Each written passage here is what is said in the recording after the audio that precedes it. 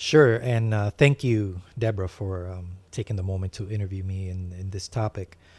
Um, you know, before the pandemic, professionally, I was in the mind frame of wanting to do a documentary. With so much going on, I went to Puerto Rico, and I felt that I wanted to move around the island and explore the areas that have been most affected by recent disasters, in particular Hurricane Maria in 2017. So I did go to Puerto Rico and actually traveled a little bit throughout the island and got to witness some of the horrific scenes that took place. But my thought was maybe I can go around and do a documentary and bring to light the areas that have been sort of in the dark. Some of those people, in majority, were senior citizens who are left in the dark and literally with nothing. Some of them with no homes, no clothes, no medical equipment, medical medication. So I wanted to bring that to light. I wanted to expose that, not in a negative way, but I wanted to bring that to the attention of those who might be able to help in every way they can, and I wanted to also go to school, okay, and do what I'm doing now with Full Sail. I wanted to do online schooling because I feel that the education part means a lot to me. It's something that I need to do, and I know it's going to take me further with what I want to do. But unfortunately, things didn't work out as I wanted to, and so I had to vacate and leave Puerto Rico. But it's still in my mind that I may want to explore that in the near future and continue my original plans of going to Puerto Rico and moving around the island and and capturing some images of areas that are still in difficult situations that perhaps other people may be able to say, oh, you know what? I can lend a hand in this area, or I can lend a hand on that area. That's something that I'm hoping to do in the near future.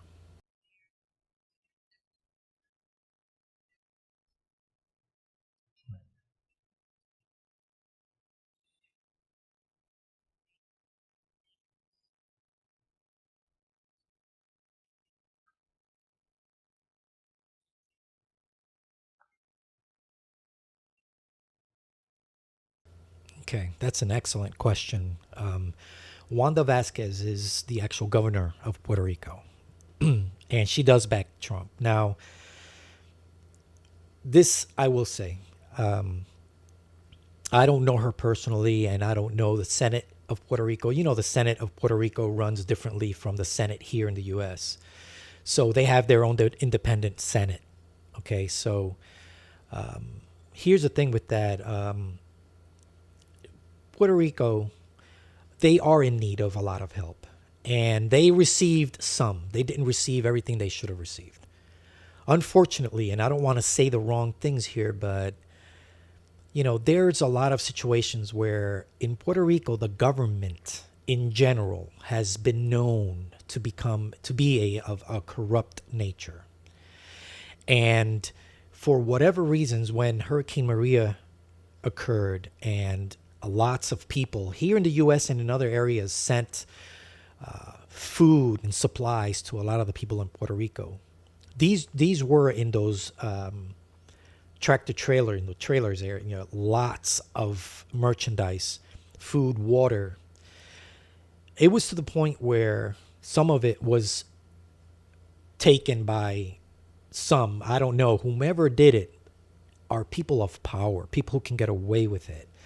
And a year later, a lot of that food that no one ever received was found in a mountain somewhere rotting. Water that wasn't even drinkable anymore. Money that was sent but no one received. Where did that money go? And although I can't name any person who took the money, okay, but it is known that several people from the government in Puerto Rico are known for taking money and taking it to themselves. In fact, lots of schools were being shut down. And this was the director of the school board actually did this in conjunction with several other people.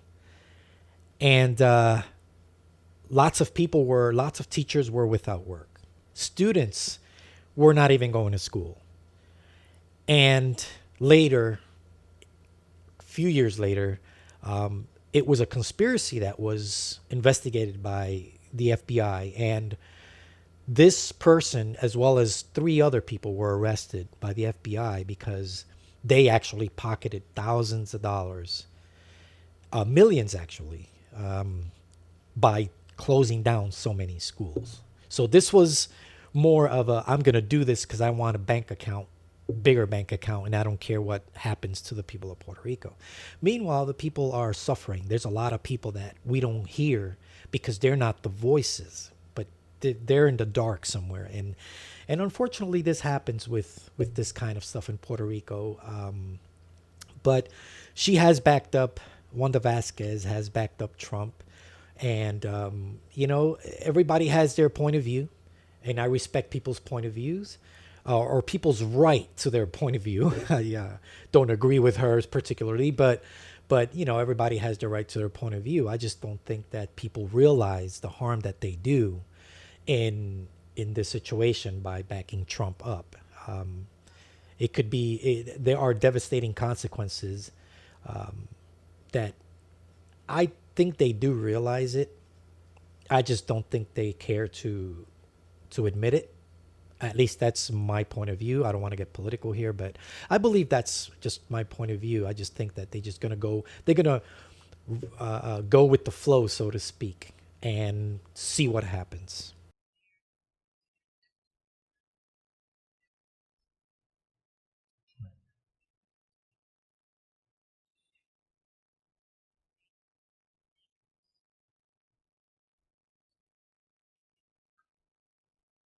Absolutely. Since the pandemic, things have been hard for everybody, I would say. Before it, I had a few job interviews that I was going to go to, and they were promising jobs. And these were jobs that I know that would have taken me somewhere at some point. And, but ever since the pandemic, the job opportunities that I had lined up did not actually pan out, and so now I find myself in a situation that I can't really get the work that I'm qualified for, and being that I'm also a caregiver to my mom, I'm very limited as to how far I can go. There are areas in other states that I could have gone to, but I am very limited to that because I am taking care of my mom, and so I'm not saying that it's impossible. It isn't, and my mom is awesome when it comes to, movability if I have to go somewhere. But financially, we've been in a tough situation because I wasn't able to land that job. I wasn't able to continue working, doing what I do, and so yeah, it's very difficult living in a very small area right now. No vehicle, so it is very frustrating because before the pandemic, I had a lot of things lined up and vehicle, and now it's totally turned upside down. I know that there's a lot of people out there going through worse than I am, but my mentality is I need to concentrate on me and on my mom. So it's been very frustrating, but thank God that we've been having enough food. We've had enough electricity and everything that I need to make sure that not only I am okay, but that my mom is okay. Because there's a lot of times that I don't feel okay, but I'm not going to put that on her shoulders. So, and I know when she's not okay. So this is something that I need to always be here doing my thing, but also making sure she's okay, because otherwise I'm not doing my job. as a caregiver if she's not doing okay. But all in all, things have been really difficult, and financially is the biggest thing right now. But I am confident that the most gracious Lord above is going to shed His light very soon, because nothing is in my time; it's all in His time.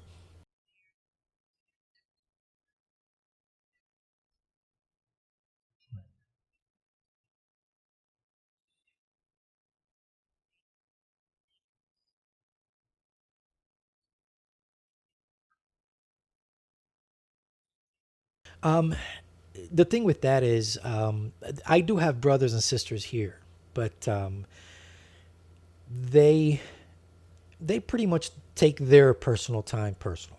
Okay, and when it comes to my mother, no one really comes and says, you know what, I'm going to take mom out for a day, or, mom, stay with me for a weekend, or something like that. It's pretty much me and her, and that could be frustrating because, there are times that I can use a little bit of time to myself so I can concentrate on this or that. That was one of the thoughts actually when I went to Puerto Rico, because we went to my sister's house, and she went and tried to do this, help take care of my mom. But some people don't realize how difficult taking care of others is. And that's why I originally appreciate when other people take care of others, because it's probably one of the toughest jobs in the world. Some people think that, some people believe that bending pipes or digging a ditch is difficult. It might be difficult if you're in the heat, but the actual work isn't. But now try taking care of somebody, especially when that other person has specific needs that you need to be aware of. And it is not that simple. Being that she's my mom, and I'm her son, maybe she would feel a little more comfortable if my sister was taking care of her, being that they're females and they can speak about female things. But, that's what I have to do as a son, as a caregiver, and do what I have to do. But no, there is not a person that comes in and relieves her or relieves me from a little bit of moment so that I can go ahead and do something else. It's pretty much me and her all the way through.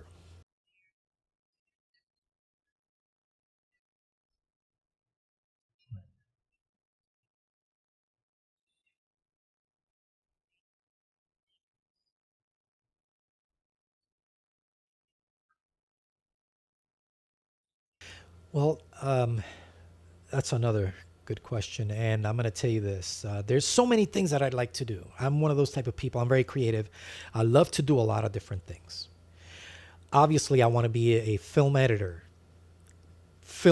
but not only editing movies, but also editing movie trailers. That's the marketing part of film editing. And because I was thinking of maybe taking a digital marketing master's after this, is in the thoughts. I wanted to be able to know how to market when I edit a film, how to market that film to a specific audience. But with that said, I've also had an interest in filmmaking. I went to film school, so I wanted to become a film producer and director, mostly a director. So this is something that in the future, moving forward, I think I'm going to do a little bit of all of that. And I'm also going to include the documentary. Maybe I won't do the exact documentary that I wanted to do originally, but I might just go ahead and become involved in some type of documentary at some point as well, with all of this that I'm doing here, which is one of the reasons why I'm taking this course, because there's a lot of these little things like what we're doing here, that I need to be aware of in case I have to interview somebody in Puerto Rico. This is what we will be doing. But moving forward, I definitely want to be able to do the film editing. I want to do the documentary directing, producing, filming, and films in general. This is something that I would like to do. But on top of that, aside from all that, one of the things that a lot of people don't know about me is that I am an enthusiast when it comes to cooking. I love to cook. I love to be in the kitchen. So I want to be able to do specific foods, okay, and maybe I don't know, put a cafe or something, something not big, something small, but a little cafe. I like doing, my cafe con leche, and I do my own desserts. I have my own specific crab cakes that I do, my crab cake French fries that I do, crab cake sticks. So, I mean, I do a lot of that stuff. So I think I want to be able to put a small little cafe where I can sell my desserts and my little crab cake sandwiches, something small, nothing crazy, and my coffee. And moving forward, I just may have my own line of specific desserts and coffee moving forward. God willing, I can get it all done.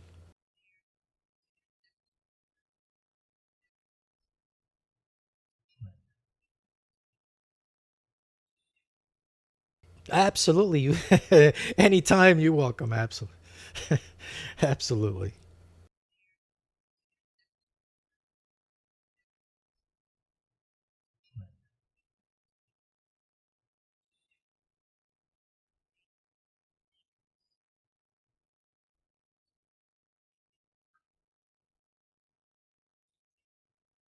Thank you. It's been my pleasure. It's been my pleasure, and we'll do this again very soon.